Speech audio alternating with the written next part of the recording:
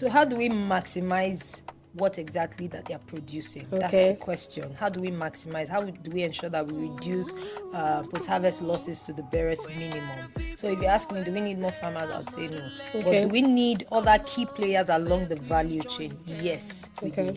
People who process, people who manufacture, people who export. Don't hesitate to plant your seed. Welcome to another super exciting episode of the Junction Podcast powered by TAO, where we talk about everything agriculture and its importance to our society and to us as individuals.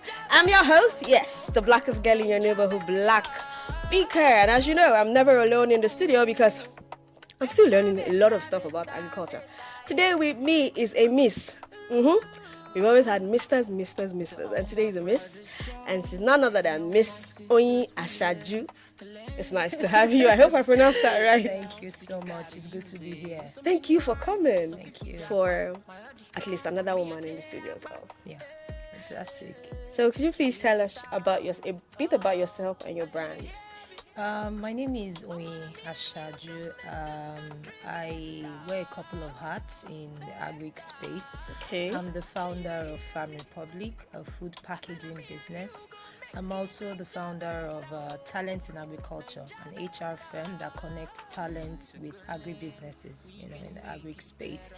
And last but not the least, I'm Chief Operating Officer at Admiralty Farmers Market, a farmers market that connects farmers to buyers, local buyers, international buyers, retailers, wholesalers, restaurants, as the case may be. So yes, that's it. Oh wow.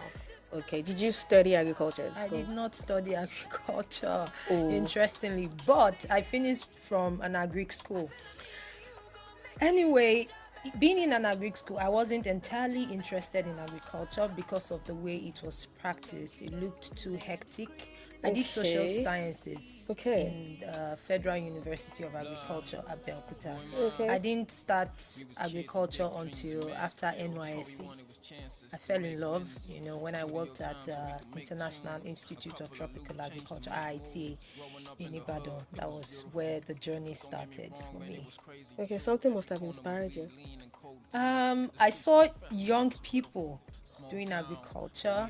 I was opportune to see scientists as well, in the lab, getting things done, genetics, trying to do some crossbreeding of seeds. So I found all of those fascinating. It looked quite different from what I was used to seeing, farming. just with the hoe and the cutlass. Tedious work. Yeah, so all of that really, it sparked my attention. I was attracted to it. I'm like, okay, if this is another angle, I'm interested. Let's see what we can, get out of agriculture. So that's when it was born. Yes, that's where the journey started. So how long have you been into agriculture now? 2013. That's about 10 years now. Yes. That's a long time. Years, yes. And it still excites you. You're still very much interested. Absolutely. So what's the one thing that excites you about agriculture? A couple of things. First is that there's a lot of impact to be made if you're able to drive the feeding of people. I mean, food is one of the basic needs of human beings. And if you're able to be a part of something that's significant, I think it's fantastic. So that's part of what drives me. And I'm usually fascinated, putting a seed to the ground and then it becomes a tree, becomes a plant. Yeah. That fascinates me till tomorrow. So a couple of things in the agri space, excite me. Okay, so what would you say about the state of agriculture right now in the country? Where are we at? I mean, agriculture, food security is one and the same. I think we are all bearing the brunt of food security. The state of agriculture. So I was having a conversation with someone, my mom actually, 2 days ago, about there's this very big farm in, I think, Kano. they do poultry. They do everything is automated, everything. And then she was showing me, I'm like, there have been things like this for many years, but you don't really hear of it, or you don't see the impact because of the environmental factors in Nigeria. Agriculture is one sector that cannot thrive successfully without the government. Is what it is. There are other sectors that can do well without tech. You can just skip, but there are so many things that surround agriculture that private individuals or private organizations cannot really do. You cannot do your own power, you cannot make your own roads. There are a couple of things that you cannot do. So all of these things affect the state of agriculture in Nigeria. So now, for people that didn't study agriculture in school, but along the line has gotten interested in agriculture, do you think they have to go back to study it, or they can start from the farm? So when they do one need a formal... That's a very interesting formal question. education. No. Okay. I mean, you don't need to go back to have a BSc. You might want to take professional courses. Okay. Because there are places, there are heights you want to get to in the agri space. You need the all-round experience. I have experience being on the farm. I have experience, drafting projects, drafting proposals. I have experience making presentations to score donor money. So there's just a lot of, experience all around.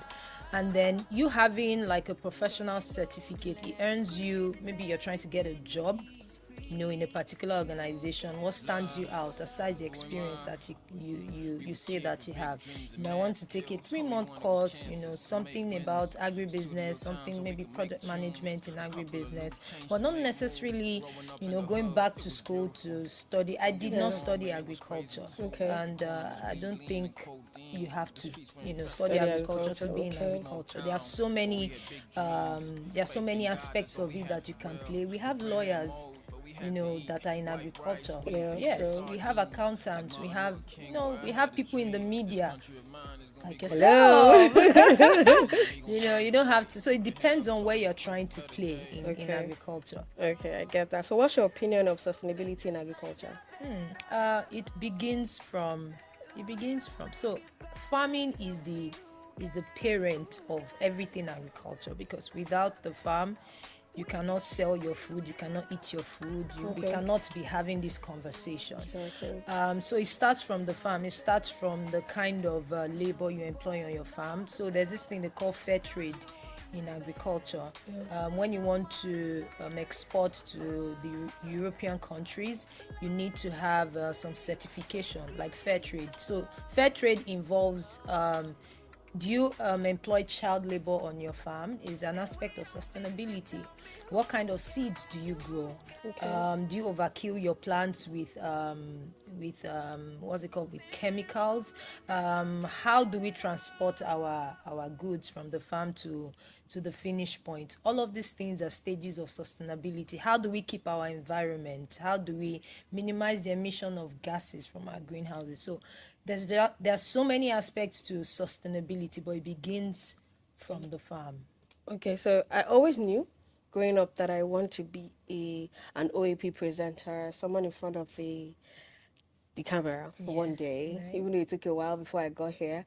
So the question is, how did your background or upbringing influence your career right now? Like, how did it influence your career?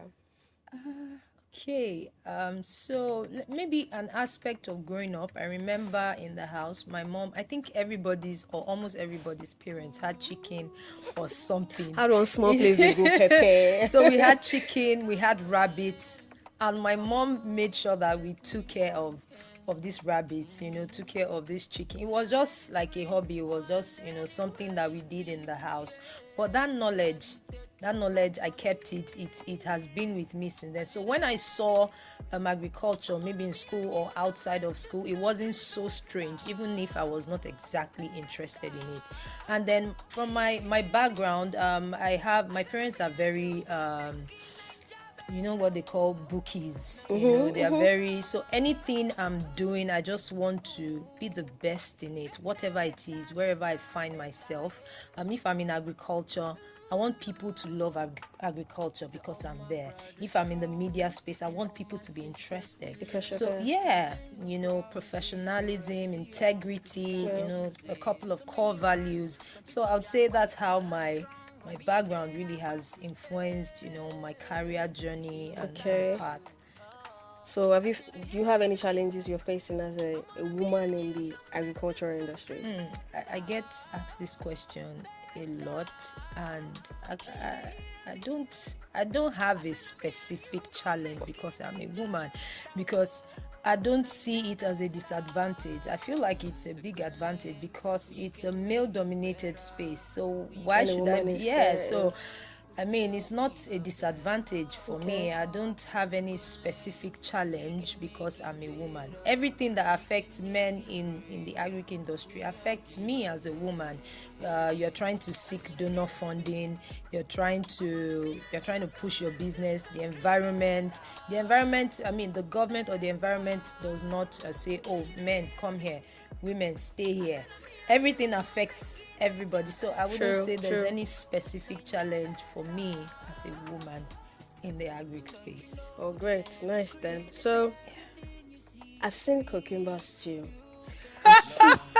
I've seen watermelon stew. Oh my God. I've seen lots of stews on the internet Lord. because of how expensive tomato and pepper has actually been this past few months. Yeah. So, now, the question is, why are these things very expensive? Is it because it's not the time of the year to plant or to harvest those things? Because I know there are seasons for this. There's season for tomato, there's season for yam. Is it because we're not in the season at the moment? And do you think that we should embrace the soilless farming? Because I read that you don't need it doesn't work with seasons. You could just flow. Whenever you plant it, you could just get it. So do you think with all the wahala with the cucumber stew and the watermelon stew, because of pepper is very expensive at the moment, do you think we should embrace soilless farming so that there'll be tomato for everybody? Nigerians are very fantastic people. They say if you push Nigerians to the wall or to the corner, you find out that corner is elastic because we'll keep going. Right. Imagine we're facing some hardship regarding food, and then people are making cucumber stew. So you go to you since there's no pepper and tomato, let's do something with cucumber, right? You go to the market, maybe like in Bodija. I've seen that. They cut yam. Tuber of yam into halves or into pieces, because people cannot afford a whole tuber. Why is food expensive now? There was a time we had devaluation of naira, earlier in the year. I think it's getting it's not as great, but it's not as bad as it was Q1. So a lot of the things that we use to plant, our herbicides, our pesticides, are imported. So the cost of production has gone up. Wow. Now you want to clear your land, you need a diesel tractor. You know how much diesel costs now? Everything has gone up. Everything. I remember there was a time we were clearing a hectare of land for maybe 8,000 naira. At some point it went to 15,000 naira. Right now it's probably 100 or more. So when farmers, factor in all of these costs, food has to go up. And then you are trying to move it from the rural communities to the urban areas. You factor in the cost of transportation. All of that, we, the consumers, bear the brunt. That's why you see that food is expensive. Super expensive. And then there's insecurity. People are prevented from going to their farms. Those who even try to, in some parts, they have to pay their way to go into their farms. All of that is factored into their cost of production, and that is why food is expensive. It's not rocket science. It's just cost of production has gone up, and then selling price would also go up. But it's quite unfortunate because our purchasing power is not rising. It's not rising with the cost of production. For soilless farming, is it the way to go? it's a smart way to farm because when you talk about climate action, at some point our lands would not serve us. Our lands, our soils will not serve us, and so soilless farming, the coconut pits, the sawdust and things like that they use, even though it could be capital intensive, especially the environment with which you have to, have your soilless farming, the apparatus, all of those things, the flow, those things could be capital intensive. How many farmers really can afford to do that? But in the long run, it's a sustainable way to farm. It's just how do they get that money, that funding to actually go soilless. And there's also the part of technical capacity. A lot of people need to be trained. They need to have the knowledge on how to go about this, because a lot of our farmers are used to go to the farm, put the seed in the ground, and let's keep it moving. Okay, so what are some of the biggest misconceptions about agriculture? That it's for the poor, that is for old people. I have a lot of friends in the agric space, and when I say agric space, farming, consulting, sales, marketing, processed foods, exports, there's a lot of angles to agriculture. So the misconception that I think is changing, because I've been in this space for about 10 years, and the way it's been embraced now wasn't that great when we started. So the misconception is changing. I think it's really changing. It's not for the poor. You need good money to have a farm, even 1 hectare to grow maize, the basic of the basic. You need good money, right? It's not for the poor. You need money to do it. So when you see your farmer friends, don't think that they don't have money. They Someone have said that agriculture is the new oil money. We keep hearing that every year. Yeah. And then I don't know why people keep saying is the new oil, is the green gold and things like that. Agriculture is here to stay. There's no country that is serious about economic development that will not take agriculture seriously. So it's neither the oil nor the gold. It's just agriculture. So are we taking it seriously in Nigeria? What would you say? Whew. Good question. Who now? I'm taking it seriously, and I'm a Nigerian. But as a country, no, I wouldn't say that we are taking it seriously, because it surprises me the kind of people that are surrounded by the Minister of Agriculture. We need people that know what they are doing, people that understand agriculture, people that, they know what it means to be on the farm. They know what it means to export goods. They know what is happening in Apapa, where, yes, not people who sit down in their cool offices and then they take decisions without understanding how it affects the people in the grassroots. So are we taking agriculture serious? I can't say yes or no, but we need to make some adjustments to the people at the helm of affairs, because if we don't get it right in agriculture in Nigeria, we cannot get it right in anything. It's just what it is. Okay. It's what it is. What's the biggest risk you've taken in your career? I think that was 2016, when a meeting, and then our boss said, Oyin, stand up. I'd like you to go to Port Harcourt, we're in Ibadan, IT Ibadan at the time. I'd like you to go and lead the team at Port Harcourt. I was just starting. I was just 1 year in that particular department, and I had people that were ahead of me. Exactly. And he put me on the team with people that were ahead of me, and he asked me to go and lead the team. Okay. And where we were going to was a facility abandoned for about 10 years due to militancy. Okay. In that region. It was in Port Harcourt, so everything was abandoned. There were farms, there were processing facilities, and all of that. And then I stood up. I was like, please, give me some time to think about it. He said, I need a response right now, like in the meeting. And I was like, okay, yes, sir. Let's do this. Let's do this. I did it afraid, because that was the first time I was leading a team, and especially because a lot of people on that team had a level of more experience in the agric space than I did. And then within 1 year we transformed the place. We had Shell. The oil company tried to have partnerships with us to, train their young people in Niger Delta, and we transformed the place into a commercial zone within 1 year. So I would say that's like the biggest risk of my career that I took, and thank God it was worth it. Thank God. Let's say I'm looking to start a business in agriculture. I'm tired of tech. I'm tired of the random things that youths are into. I want to start agriculture because I just listened to you talk, and I think it's a brave step to take. What are the things I should do that will make my business successful? First, you need to look at what you're interested in. What exactly in agriculture fascinates you? Okay. Because you need to be interested, in agriculture or in that aspect for you to wake up every morning and have that drive without somebody telling you to get up to do something. What fascinates you? What resources do you have around you? For example, you can decide that you want to go into processing of, I don't know, maybe chin, processing of beans and what have you. You have to look at the resources. Do you have a kitchen?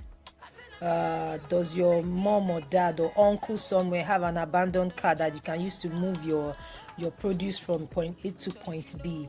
First, look at the resources around you. So I tell people to start small, dream big. Yes, your dream is big, but just start where you are. There's something that you always have. Leverage family, leverage friends, what they have. You can have your friends' family to talk about what you're doing without having to pay an influencer when you're starting. So first is find what you're fascinated in. Okay. Second is look at the resources around you and just start. Okay. Youths are not interested in agriculture. I've been privileged to talk to a few of them, and they keep saying the same thing you said. Old people. One of my guests said that if you want to venture into agriculture, you have to be patient. Patience and consistent. It's not something that happens overnight. It has to go. So now, Gen Zs, youth, they don't want something that would drag. They want something that happens like where the money starts coming in or start boiling. So what can the government do to actually bring their attention to agriculture? Because I feel that agriculture is the future. The way food wahala is happening in Nigeria right now, we need more farmers. We need more of agriculture in Nigeria so that we don't collapse, just like you said. How can the youth be dragged? Do we need more farmers? Okay. We can argue that. Okay. Because we have about 12 million of them in Nigeria. 12 million? Yeah. So what do we need? So how do we maximize what exactly that they are producing? Okay. That's the question. How do we maximize? How do we ensure that we reduce post-harvest losses to the barest minimum? So if you ask me, do we need more farmers? I would say no. Okay. But do we need other key players along the value chain? Yes, we do. People who process, people who manufacture, people who export, people who communicate, people like you that shed light on businesses and people in the space. Yes, we need other key players. What can the government do?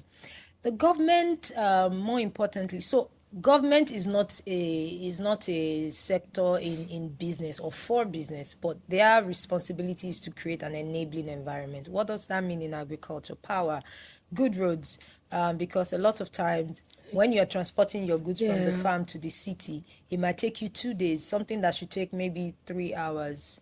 It take you 2 days because bad roads. Yeah, bad roads. There's a breakdown in the vehicle. You have to send and find somebody from the city to come check the vehicle, all of that before you move. I mean, private individuals can hardly fix this thing. So it's to create an enabling environment. And I feel like a lot of young people are interested in agriculture, but they are scared that they might not make money. Agriculture is not an overnight business. It's something that requires patient capital. It requires patience. That's why when people invest in agriculture, I mean, when they put money into agriculture, you're not expecting your returns in 3 months or 6 months or anything like that. It's not that kind of business.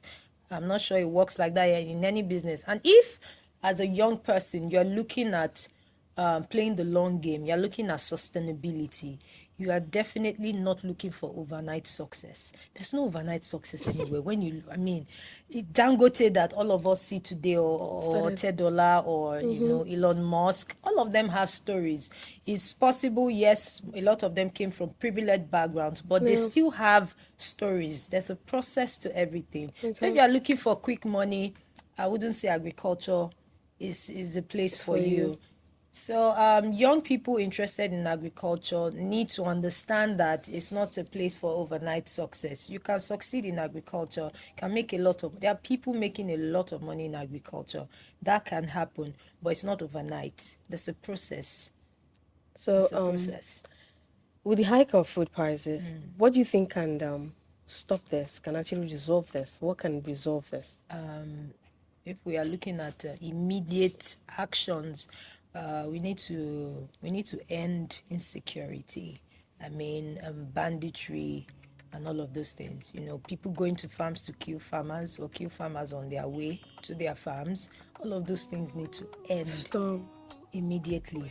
And then we also need to do our best to fix feeder roads. Feeder roads are roads off the main roads that lead into farms. Local governments need to step up to some of these responsibilities to fix feeder roads. And if we can, that's just immediate actions that we are talking about here. There are other things that need to be put in place, but if we are talking about immediate actions, feeder roads, and then ending banditry, it needs to stop. Okay. So Miss Oyin, too much talk about agriculture here, agriculture there. So what do your company do? What do you guys do? What are you people into? So at Farm Republic, we started Farm Republic in 2018, and what we try to do is connect farmers to buyers. We ensure that farmers have a place to sell. We want them to plant and go to sleep. So you have produce that you want to sell, Farm Republic, you call on Farm Republic. But the challenge that we face with that is a lot of farmers also do not understand timing, like market timing. You're harvesting tomorrow, and then you call Farm Republic today that you want to sell.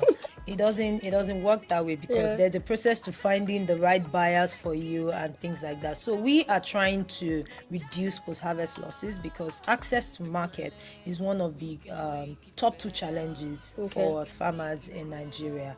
And also at Admiralty Farmers Market, from the name, it's a farmers market. So it's a marketplace for farm produce. We have farmers who have stalls there.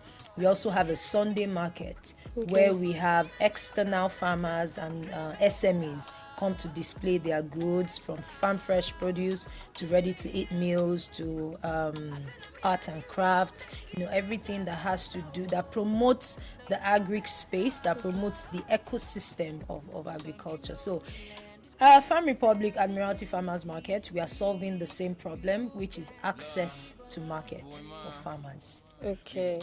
So that's basically what you do for farmers. You help farmers. Yes. Okay. And through processing as well. Okay.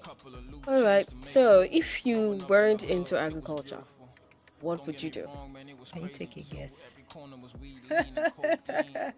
Media. Fashion. Oh yeah, I should have been I used to be a model. You could still do that. Yeah, like. Well. Maybe. So, if you could describe yourself with 3 words, what would they be? Ooh, 3 words. Powerful. Ambitious. Okay. Beautiful. Nice. Thank you. And there we have it. It's a wrap on today's episode of the Junction Podcast, powered by TAO. And I had an amazing time here in the studio. I with did Miss too. Oyin. Thank you. I learned, and see, guys, I always learn something on the podcast, because I'm still very new into the entire agricultural thing. I must tell you the truth, it's very interesting. It's so interesting, and it's vast. So you know what to do. Subscribe to our YouTube channel and every other social media platform. Would you like to tell them how they can reach you? Social media handles? Oh yes, at Farm Republic and at Admiralty Farmers Market. At Farm Republic and at Admiralty Farmers Market. Yes. So guys, until the next time I see you, take care.